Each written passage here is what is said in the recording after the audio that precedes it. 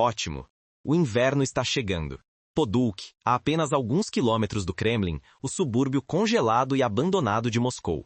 Os prédios de apartamentos comuns que outrora ficavam aqui, agora se transformaram em uma escultura de gelo maciça.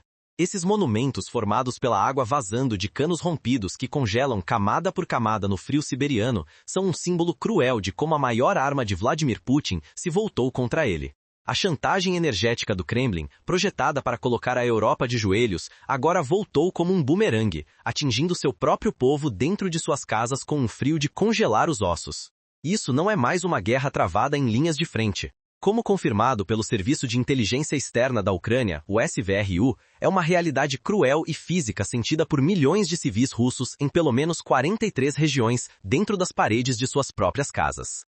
As luzes brilhantes da propaganda do regime estão se apagando, deixando para trás apenas a escuridão de um império congelado. Esse colapso total, arrastando a Rússia para o gelo e o caos, não é um acidente ou um desastre inesperado.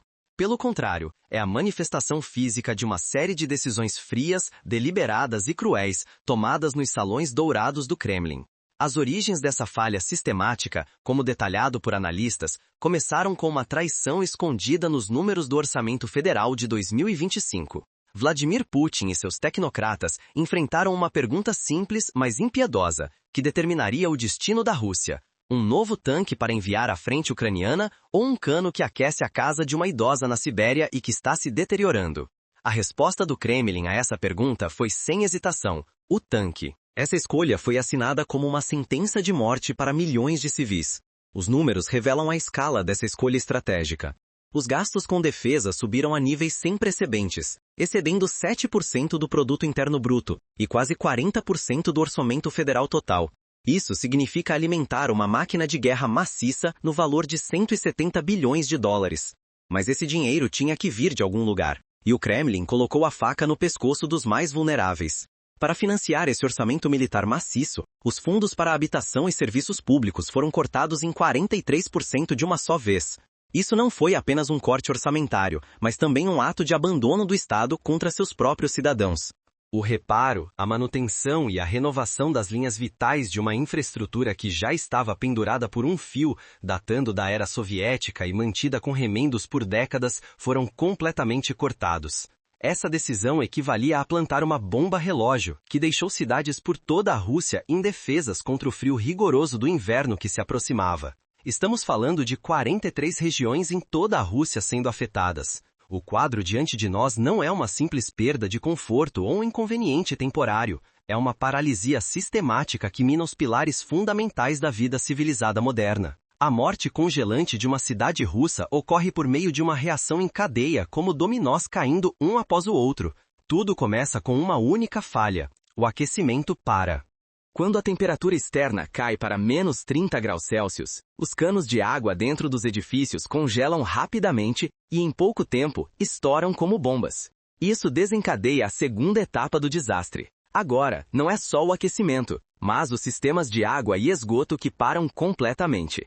Uma cidade moderna instantaneamente reverte para condições medievais. Milhões de pessoas lutando para sobreviver se agarram a aquecedores elétricos como última esperança. No entanto, isso se prova o golpe final que acelera o colapso. A rede elétrica soviética, decadente, já lutando devido ao descaso e à sobrecarga, não consegue suportar esse surto súbito e maciço na demanda. Transformadores começam a explodir um a um, fusíveis queimam e toda a cidade é mergulhada na escuridão. Um ensaio ao vivo desse cenário apocalíptico ocorreu em 10 de outubro de 2025, ironicamente, na área conhecida como Nova Moscou.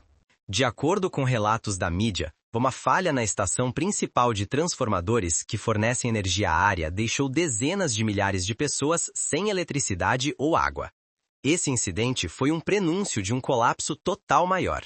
O resultado da reação em cadeia foi devastador. Não havia aquecimento, nem água, nem eletricidade.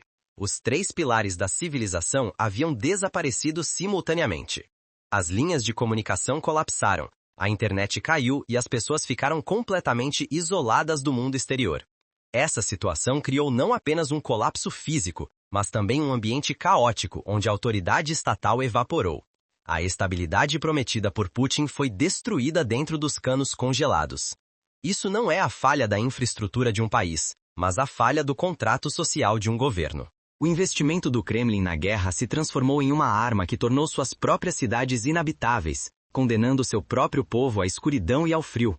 Obcecado por aumentar seu poder de fogo na frente, o Kremlin desconsiderou as necessidades vitais mais básicas de seu próprio povo em casa, como aquecimento, água e eletricidade. Isso foi a prova mais concreta de que a guerra se tornou um buraco negro engolindo não apenas os soldados na frente, mas também os civis sentados em suas casas. A propaganda de Putin de tudo pela pátria, na verdade significava tudo pela guerra. E nessa equação, a vida de um cidadão russo comum não tinha valor. As esteiras dos tanques esmagaram não apenas o solo ucraniano, mas também os canos que correm sobre as cidades russas carregando a civilização. Isso não era nada mais do que uma falência deliberada, um colapso planejado e uma guerra silenciosa declarada pelo regime contra seu próprio povo. As sementes desse caos congelado foram na verdade semeadas décadas atrás. A raiz do problema era o sistema de infraestrutura maciço, mas decadente, herdado pela Rússia após o colapso da União Soviética, cujo prazo de validade havia expirado há muito tempo. Milhões de quilômetros de canos de aquecimento, canais de água e linhas de energia foram outrora um símbolo do poder industrial comunista. Hoje, no entanto, não são nada mais do que esqueletos enferrujados de negligência crônica, corrupção sistêmica e falta de visão estratégica. De acordo com análises de especialistas em engenharia ocidentais e russos, essa rede envelhecida exigia pelo menos uma taxa de renovação anual de 5% para funcionar corretamente. A realidade, no entanto, foi uma decepção completa. Devido a uma burocracia infestada de corrupção e recursos desviados para a economia de guerra, essa taxa caiu bem abaixo do limiar crítico, caindo para menos de 1%. O sistema estava se autodestruindo mais rápido do que poderia ser reparado. Relatórios técnicos obtidos e verificados pelo Serviço de Inteligência Externa da Ucrânia revelam a extensão dessa decadência com clareza aterrorizante. Enquanto a taxa média de deterioração da infraestrutura em toda a Rússia é de cerca de 40%, em algumas regiões da Sibéria e do Extremo Oriente, essa taxa sobe para 80%. Isso é literalmente a fórmula matemática para o colapso. Na verdade, os sinais do desastre iminente haviam aparecido muito antes. Os eventos do inverno passado foram uma prévia, mesmo antes dos cortes orçamentários se tornarem tão brutais. Como confirmado por fontes como o Moscow Times e o Pravda, 43 regiões diferentes experimentaram um verdadeiro inferno. Em Podolsk, bem ao lado de Moscou, 150 mil pessoas foram deixadas à própria sorte em temperaturas congelantes de menos 30 graus Celsius após uma explosão na sala de caldeiras de uma fábrica de munições. Quando o cano principal de aquecimento estourou em Nova Sabekir, as ruas foram inundadas com água fervente e dezenas de pessoas foram hospitalizadas com queimaduras graves. No entanto, este ano a crise nem esperou o inverno começar. De acordo com relatórios do SVRU, o desastre começou muito antes. Por exemplo, em 11 de outubro, enquanto autoridades em Omsk declaravam orgulhosamente em seus relatórios para Moscou que 100% da conexão está completa, canais locais no Telegram estavam transbordando com gritos de pessoas dizendo: "Estamos congelando". Até mesmo os radiadores recém-instalados estão estourando. Um cenário semelhante se desenrolou em TS, enquanto declarações oficiais proclamavam: todos os edifícios estão conectados ao aquecimento central. As linhas diretas oficiais do governador estavam entupidas com milhares de cidadãos descrevendo a situação como um desastre.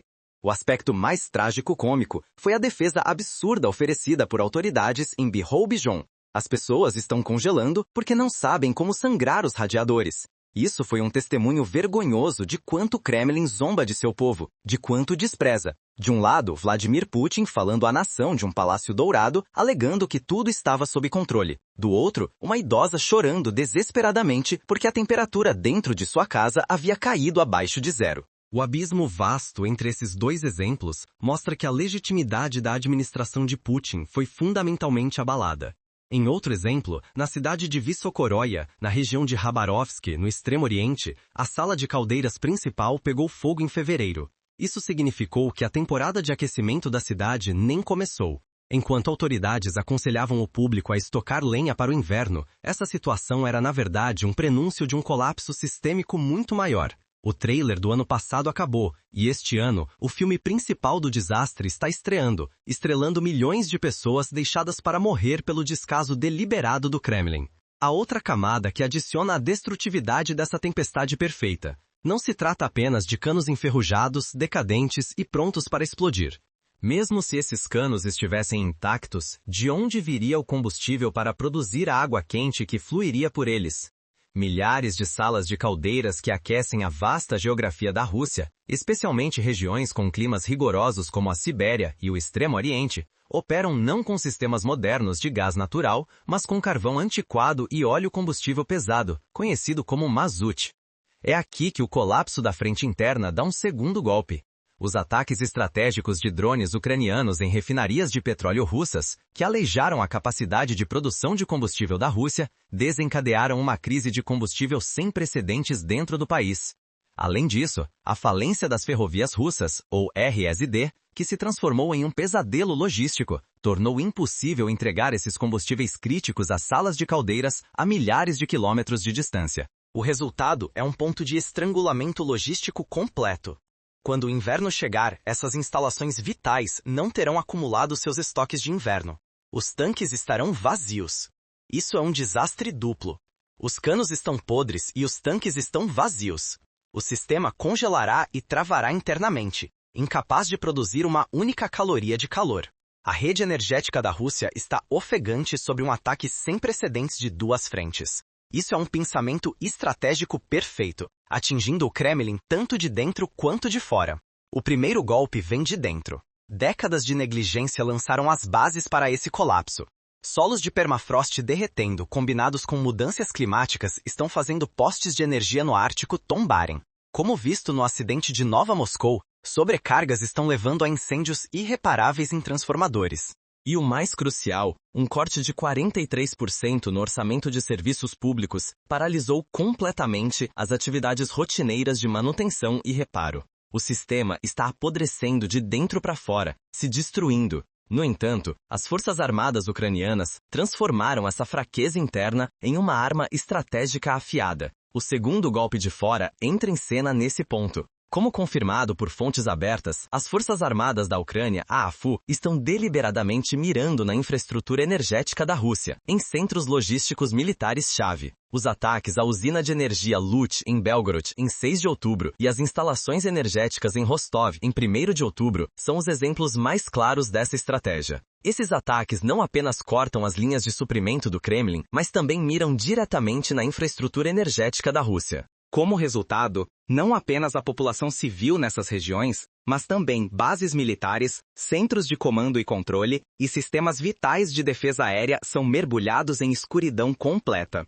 O Kremlin está sendo cegado simultaneamente pela decadência interna e por ataques precisos de fora. A máquina de propaganda, uma das armas mais poderosas do Kremlin, falhou completamente diante da realidade congelada nas casas de seu próprio povo. Nenhuma mentira, nenhum relatório de vitória exagerado pode aquecer um radiador congelado. Esse colapso revela como o regime está preso entre duas realidades diferentes. Uma é o conto de fadas russo brilhante e poderoso contado na televisão estatal. A outra é os gritos agonizantes de pessoas congelando em vídeos vazados nas redes sociais. Os desastres regionais que testemunhamos até agora são meros ensaios para o verdadeiro cenário apocalíptico.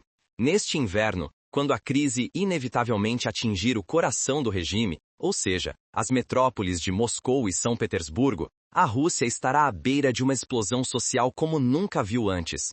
Isso não será um protesto com slogans políticos organizado por líderes da oposição. Será um surto de raiva muito mais primitivo, muito mais perigoso e incontrolável. Tumultos pelo aquecimento. Imagine centenas de milhares de pessoas vendo seus filhos adoecerem em suas casas congeladas, impulsionadas por um instinto básico de sobrevivência saindo às ruas. Sua demanda não é por mudança política, mas pelo direito mais básico necessário para sobreviver: calor. Essa situação coloca o Kremlin em uma armadilha estratégica sem solução. Há apenas uma resposta que o governo pode dar a esse tipo de movimento de massa: violência. A OMON e a Guarda Nacional se posicionarão contra seu próprio povo. No entanto, isso seria um movimento que significa o fim para o regime. Atacar seus próprios cidadãos com caceteres, gás lacrimogênio e talvez até munição real simplesmente porque eles querem se aquecer. Esse cenário também traz consigo um paralelo histórico. Em 1917, a fórmula que derrubou o regime czarista foi derrotas pesadas nas linhas de frente, mais escassez de pão na frente interna. Hoje, a Rússia de Putin enfrenta uma versão moderna dessa fórmula. Quando o fiasco militar na frente ucraniana se combina com a escassez de aquecimento e comida em casa, todas as condições necessárias para o colapso de um regime estão presentes. O colapso da frente interna acabará por desencadear o colapso, porque um povo congelando não pode apoiar um exército lutando. Os tumultos pelo aquecimento poderiam ser a faísca que acende a cortina final do reinado de 20 anos de Putin. Isso não é apenas uma crise de infraestrutura, mas também uma crise de regime, e a bomba relógio continua a tiquetar implacavelmente. A Rússia está à deriva em direção à maior tempestade de sua história dentro do inverno que ela mesma criou. O contrato social tácito que formou a base do reinado de 20 anos de Putin sempre foi construído sobre uma equação extremamente simples. O povo abriria mão de suas liberdades políticas, não questionaria a autoridade do Kremlin e, em troca, o regime lhes garantiria estabilidade previsível, prosperidade modesta mas crescente e, o mais importante, o funcionamento ininterrupto dos serviços públicos básicos. Isso foi o maior triunfo de propaganda do Kremlin, a imagem da mão forte que restaurou a ordem e reconstruiu a Rússia após o caos dos anos 1990. Mas neste inverno, esse colapso total de infraestrutura, se estendendo dos monumentos de gelo em Podolsk às cidades enterradas na escuridão na Sibéria, significa nada menos do que o rasgar impiedoso desse contrato diante dos olhos de milhões de cidadãos russos. A estabilidade prometida se foi, substituída por uma ansiedade existencial profunda, criada por um cano que poderia estourar a qualquer momento, um transformador que poderia pegar fogo e um caminhão de combustível que se sabe que não virá.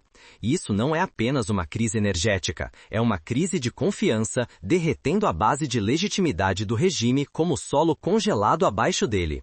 A devastação causada por esse colapso vai muito além do sofrimento físico, rasgando o próprio tecido da sociedade russa. Em um ambiente onde o Estado não consegue desempenhar suas funções mais básicas, as regras mais duras do darwinismo social começam a operar. Vemos inúmeros exemplos dessa fragmentação em canais locais no Telegram e vídeos vazados de civis. Vizinhos brigando uns com os outros em postos de gasolina por combustível para geradores, mercados negros se formando para lenha e carvão escassos. A retórica do Kremlin de unidade nacional e solidariedade bombada nas telas de televisão se torna um sussurro sem sentido diante da tragédia de dois idosos tentando se aquecer com uma garrafa de vodka e um cobertor fino na escadaria de um prédio de apartamentos. Pois o governo cortou não apenas o calor, mas também os laços sociais invisíveis que conectam as pessoas. Além disso, essa crise está reacendendo o conflito centro-periferia que a Federação Russa há muito varreu para debaixo do tapete. As luzes brilhantes e a prosperidade relativa de Moscou são meramente uma cortina escondendo como o resto do país foi sistematicamente sacrificado. Dezenas de milhões de pessoas vivendo a leste dos Montes Urais, na Sibéria e no Extremo Oriente, se sentem completamente abandonadas pelo Kremlin. Enquanto o gás natural e o petróleo extraídos de suas regiões são usados como armas contra a Europa ou para financiar a máquina de guerra, suas próprias casas e cidades estão congelando até a morte, presas no aperto de décadas de negligência. O incêndio na sala de caldeiras em Khabarovsk ou os canos estourados em Novosibirsk não são acidentes isolados. São o resultado de uma mentalidade colonial no centro que explora e consome impiedosamente a periferia. Essa situação escalada perigosamente as tensões entre a população local e os governadores nomeados por Moscou, que muitas vezes estão atolados em corrupção. A raiva do povo agora é direcionada não apenas a um Estado abstrato, mas concretamente aos burocratas locais que estão transformando suas vidas em inferno e seus chefes em Moscou. Isso é um sinal de que uma falha profunda e perigosa está começando a fraturar, uma que poderia potencialmente ameaçar a integridade territorial da Rússia. Uma das consequências estratégicas mais críticas desse colapso interno é, sem dúvida, seu efeito devastador na frente de guerra. Considere a psicologia de um soldado russo lutando na Ucrânia. Por meses, ele luta para sobreviver na lama e no sangue das linhas de frente, seu único consolo sendo que a família que ele deixou para trás está segura sob a proteção do Estado. Mas agora, em uma conexão mal estabelecida por telefone, ele ouve sua esposa ou mãe falando sobre suas casas congeladas, dias sem eletricidade ou água. O Estado que espera que ele sacrifique sua vida nem consegue proteger seus entes queridos dos perigos mais básicos. Essa é uma situação que abala fundamentalmente a vontade de lutar de um soldado e sua lealdade ao regime. De acordo com análises de fontes de inteligência ocidentais, há uma correlação direta entre o aumento nas deserções. Por que um soldado deveria morrer do lado de fora, enquanto sua família congela do lado de dentro? Essa pergunta simples, mas poderosa, está corroendo o moral do exército russo como um câncer. Enquanto Putin tenta colocar a Ucrânia de joelhos, ele está na verdade destruindo a vontade de lutar de seu ativo militar mais valioso, seus soldados, nas cidades congeladas de seu próprio país. Se esse fogo na frente interna não for extinguido, ele eventualmente engolirá a frente de guerra e tornará a derrota militar total do regime inevitável. Essa é uma equação que o Kremlin não consegue resolver, porque você não pode lutar em duas frentes ao mesmo tempo, especialmente quando uma dessas frentes está dentro de sua própria casa.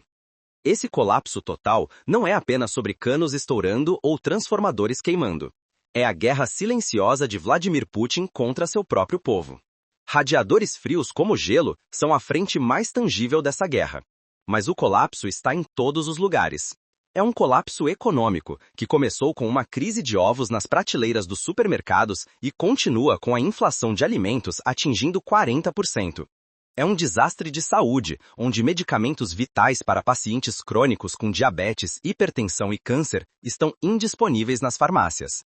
O veredito final do Serviço de Inteligência Externa da Ucrânia resume a situação. A Rússia está entrando neste inverno com canos velhos, subfinanciamento crônico e indiferença completa. A única diferença é que desta vez o preço será muito, muito alto para milhões de lares.